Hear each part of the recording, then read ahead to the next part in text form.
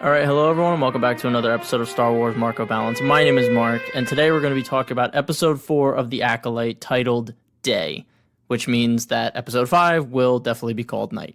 This is another bad episode of The Acolyte, complete with baffling character choices that come out of nowhere.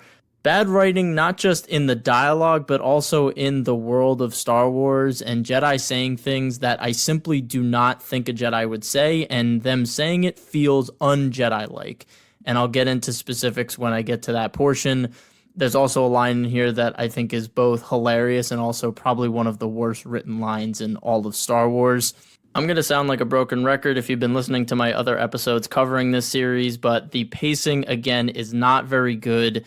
And this causes a lot of these character moments to not feel earned because characters aren't taking minimal or nuanced steps forward in their journeys. We're simply jumping from one tentpole to the other, and we just have to accept as an audience that the character has now changed, even though we've seen nothing on screen to support that change. And finally, going off the pacing issues, I have no idea how Disney consistently accomplishes this, but they somehow create series that have both breakneck paces that skip over vital character moments, while also accomplishing very little halfway through the season. We are 4 episodes into the Acolyte, halfway through the story they're trying to tell here, and I feel like not that much has been accomplished. If I compare this to any other TV series, any other acclaimed TV series, and we were at the halfway point of the season, and this was the content that we had gotten so far, people would be upset. And later in this episode, I'm going to go over a couple examples of both Star Wars TV shows and other TV shows and where they were at halfway through a season. And you can tell me if you think The Acolyte is on pace on telling a very good and cohesive full season of TV, or if you think that the story has just come to a halt here, with this episode essentially just being our antagonist and our protagonist just trudging through a forest. And ends on a cliffhanger that makes me feel like this episode was simply dragged out just to get to a cliffhanger, just to make you want to come back next week. Not because you're excited for episode 5, but because you feel shortchanged in episode 4. And when I say dragged out, I don't mean time-wise, because, again, we get a very short episode of Star Wars live-action TV here, coming in at about 30 minutes. It might even be shorter with the recap, opening, title sequence, and then all of the credits at the end. So I'm going to go through all these criticisms, and at the end, I'll talk about my predictions for the series moving forward. I think some of the reveals feel a bit too obvious, and I have an idea of maybe where they're going to go, but I'll save that for the end. So where to start? I guess I'll just do an overview of the episode. Cal Naka, the Wookiee Jedi, is on a forest planet, hiding out. Well, he's technically stationed there. Vernestra said he's stationed there, so I don't know why the Jedi would have to track him if he's stationed there. That makes me feel like they would know where he is because that's his assignment, but I guess I'll let that slide. We have our antagonists, May and Kamir, going there to kill Cal Naka, and we have all the Jedi coming together to stop May from killing Cal Naka. Sol recruits Osha to come with them to hopefully bring May back and save her from herself. Osha is very reluctant, but Master Sol convinces her. And so all of our characters so far are converging on this one location. So I'll start on Coruscant at the Jedi Temple, where Master Sol feels extremely on edge. And the very gentle master that we've been seeing through the first 4 episodes starts to change. And we see a much different side to him. Master Sol has been probably the best character in the series so far, mostly because of Lee Jong-jae's performance, but also because he's had layers to him and he's been interesting compared to a lot of the other characters. And in this scene with Vernestra, he almost comes off in a very sinister-like way where he's like, we need to get to the Master, so we need to keep May alive. And the only way we can bring May in is if we give her something she wants. And so it feels like he's really using Osha to get to May instead of wanting to save May. And this scene makes his character that much more interesting because the soft, comforting master that we knew feels like a much different person here. And that leads me to believe that he is much more responsible for the deaths of the Coven than what he's leading on. And we see later in the episode he tells Osha that he has more to tell her about what happened that night. Of course, in the next scene, all of that plotting and scheming goes away because Master Soul just comes out and tells Osha that he's using her to get to May, and she seems fine with it. She is reluctant at first. She says, she's a murderer. I don't want anything to do with her. I'm just going to go on my way. And Master Soul tells her she's family. You can't give up on family, a very Star Wars-esque theme. But it feels manipulative, which, again, is interesting. I hope they keep leaning on that, and Master Soul ends up being somewhat of a bad guy who uses May and Osha just to get to the bad guy, and then once he finishes the bad guy, he discards them because they're not useful anymore. I don't know if they'll go that hard, but it feels like they're laying the groundwork for that. I also think they're laying the groundwork for something else with Osha's character here, specifically saying that she does not want to help her family or she thinks May is too far gone. This completely contrasts a core theme of Star Wars and of Luke's journey, and I'm not saying Osha has to be on the same journey as Luke, but it does make me feel that there is a darkness to her in her apathy or in her willingness to move on and forget about her family, where Luke never gave up on his father. So I do think they do have an opportunity to do something really cool where Osha potentially falls to the dark side and becomes the Acolyte's new apprentice over May, which I'll get into that whole ordeal later into this episode. The last thing I want to touch on Coruscant is Vernestra Rwoh. She is a character from the High Republic, a beloved character from the High Republic, and in this series, she has been so cold-hearted. She has been very much different than what she was in the books, and I'm not saying characters can't change. Again, this is 100 years later, but I feel like we should understand why she has changed because this is a character that we know from the books. And for new people that have not read the books, I don't think she's come off as a very interesting character that you would see her on screen and say, oh, I want to go read all the books that she's in. She hasn't come off that way. And I don't think they've done a good job of adapting her into live action and giving us a reason as to why she's changed so much from her book counterpart. We know she's going to come to the planet and use her lightsaber whip, and maybe we'll get some backstory then, but if we know anything of this series so far is that character moments and those shifts in character are few and far between, so I'm not too optimistic there. All right, so let's get to the main portion of this episode, which is the antagonist and the protagonist all tracking Cal Naka on the Forest planet. This is where things get bad in all departments. We have one of the worst lines in Star Wars history where Basil, their tracker, gets lost while trying to find Cal Naka, which, again, I don't know why they have to find Cal Naka if he's stationed on this planet. But Basil gets lost, and Yord, the Yord horde, is going to go crazy on this one. But Yord utters the line, "Now we need to get a tracker to track our tracker." Yes, that is a line in a $180 million budgeted show. We need a tracker to track our tracker. I simply have no idea how that line slipped through the cracks, and it might seem like a small thing, but I think it just highlights the broader issue of the lack of quality control with some of these Star Wars Disney Plus TV shows where dialogue is just thrown out there. I actually did a double take when that line was said. And it's a shame because I kind of like Basil, but now this line is forever associated with him. Now that was just a poorly written line. There's another line in this episode that is stated by a Jedi that I vehemently disagree with.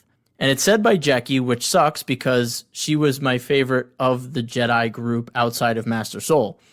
So Osha disturbs this bug that is on a tree. The bug starts flying and it's ready to attack them. Master Soul jumps in front and kills the bug. It's a very awkward scene that leads into this conversation between Osha and Jackie. And Osha's talking about, oh, I've reconnected with the Force and I disturbed that creature. And because I disturbed that creature, it's now dead. I thought this was a very good line. It felt very Kanan-esque where your actions have consequences and you need to learn to control your emotions and connect with nature on a deeper level through the Force. This then gets a response from Jackie where she says, "It's an honor to see something pass into the living Force." Almost implying that seeing Soul cut this creature in half was an honor to see. This is one of the most un-Jedi-like, serial killer-esque lines that I've ever heard a Jedi ever say. This implies that, if a Jedi kills something, oh, what an honor it was to kill that thing because I let it pass to the living force. What? I understand that Leslie Headland's vision was to have this bridge to show how the Jedi went from these noble peacekeepers to the dogmatic Jedi we see in the prequel era who let a Sith take over the Republic right under their noses, and they became an enforcement arm of the Republic instead of following the will of the Force. But so far in the Acolyte, she has created a Jedi Order that is even more draconian than the prequel Jedi that we are trying to eventually work up to. I've said this in previous reviews, but it feels like the Jedi Order has already fallen at this point, and we aren't taking any nuanced steps to get to the prequel Jedi. And I think this line perfectly encapsulates that misstep in the storytelling here. In the Clone Wars animated series, you saw the heroics of the Jedi, but you also see that they were capable of this coldness that wasn't on purpose, but just in the way that they went about things and the way they applied their principles to warfare just didn't mix well together. And that made people have a negative view of the Jedi Order, and they started seeing them not as peacekeepers, but as warmongers. It was nuanced. It took several seasons, and it never felt out of place when a Jedi did something that was a bit on edge because you understood how the Jedi Order got there and their arrogance and their ignorance to what their outside projection of themselves was. Jecki saying that killing something is an honor just feels exactly opposite to what a Jedi would ever say. And I don't know what the intention behind this line was. My guess is that it's supposed to come off cold, so you're like, wow, the Jedi really have fallen. But again, we have no idea how they got to this point. We're just already here. And it feels worse than what the prequel Jedi do. This scene would be pretty solid between Jecki and Osha here because there is some interesting lines exchanged about surviving your trauma and growing from it, not letting it define you. But when Jecki says this cold-hearted line and then ends the scene by saying, you aren't what you lost, you are what you survived, feels completely counteractive to what she just said. She just said, oh, things dying is an honor, but now she's saying, oh, you should survive. You are a survivor. I don't understand the dynamic of this scene. I think it's one of the worst scenes in The Acolyte, and it's the scene that's bothered me the most in The Acolyte so far. Moving on to another scene in the forest that is just as bad is May and Kumir are about 10 minutes away from Kalnaka's hideout. May is like, I'm tired. I'm going to sit down. I'm about to fight a Wookiee. Kumir says, I'll go get you some water.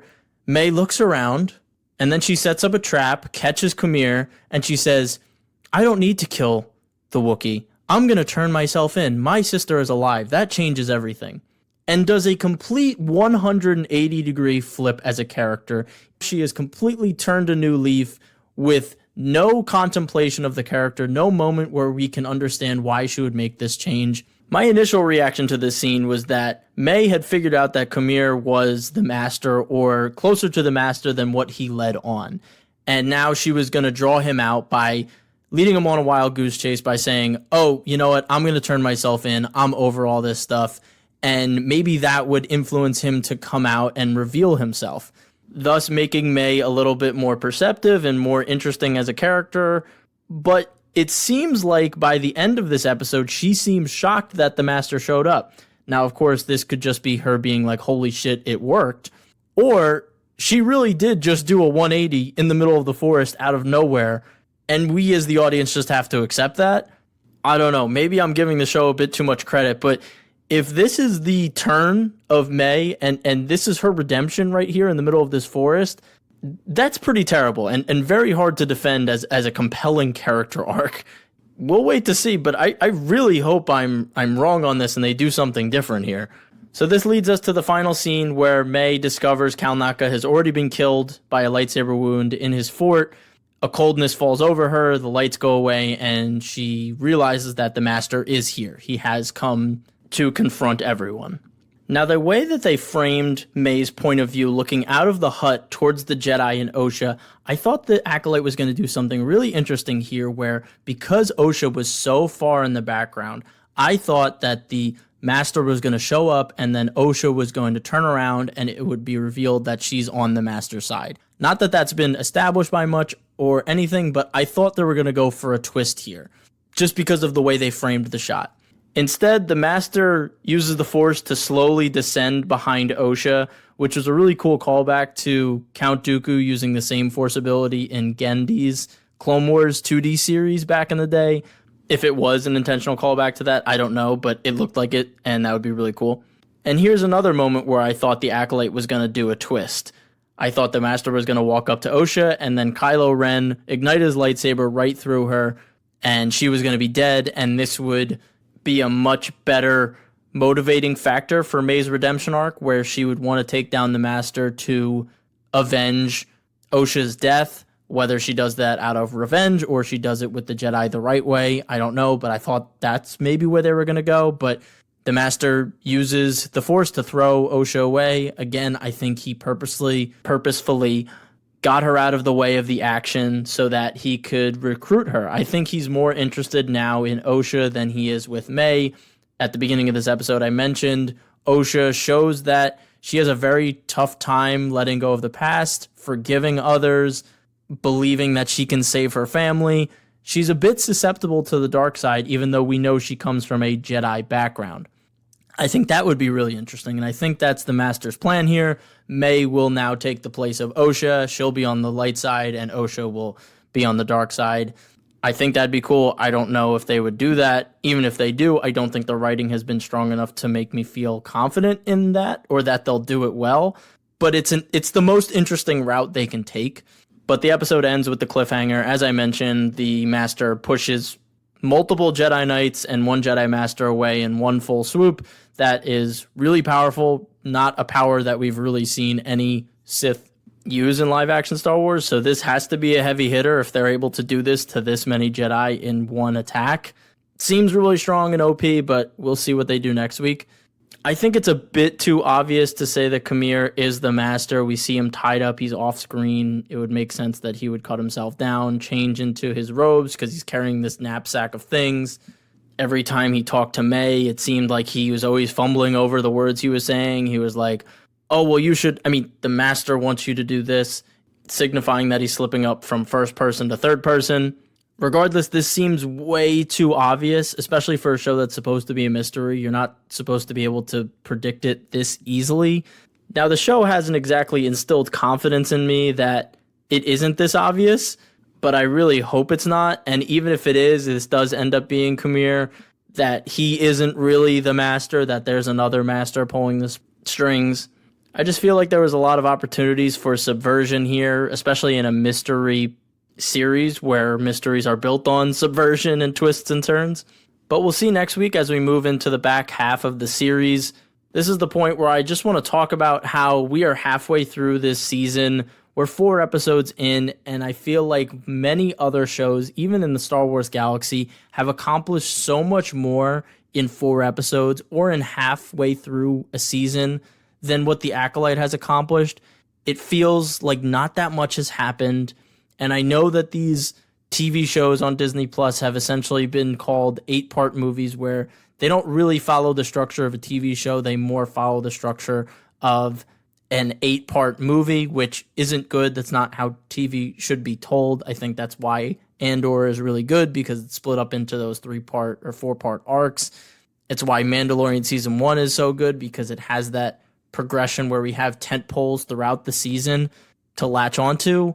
For this season, I mean, what would you say the tentpole moment of the first 4 episodes is? The flashback episode, which was really vague? It just doesn't feel that rewarding to watch. Here's just a couple examples of other Star Wars TV shows and what they accomplished in the first 4 episodes. Mandalorian Season 1, by episode 3, Mando had already had that change of character and went back to save Grogu. We have really interesting character development for the main character. We have a new adventure starting now that they're together. We get a great action sequence between Mando and all of the bounty hunters on the planet. It's a really exciting escape, and it's still one of my favorite Mando episodes, if not my favorite Mando episode. Andor, by the end of episode 3, Cassian has teamed up with Luthen. He is leaving Ferrix and starting a new chapter in his life.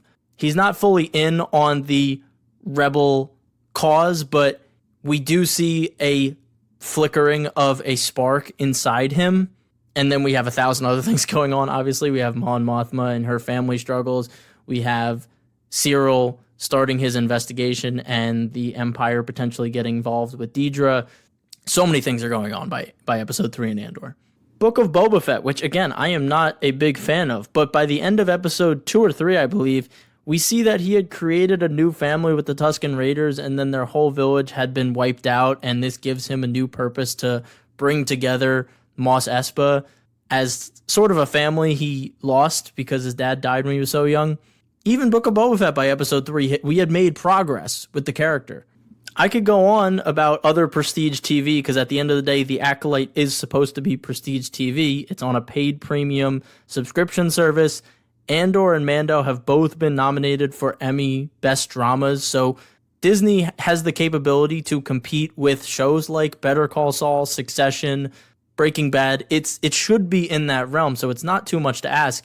And all of those type shows, halfway through their first seasons, we are getting great content. And I just don't think Acolyte is up to that standard, and I think people are giving it a bit too much leeway when they say, oh, well, we haven't seen the whole thing. We haven't seen the whole thing.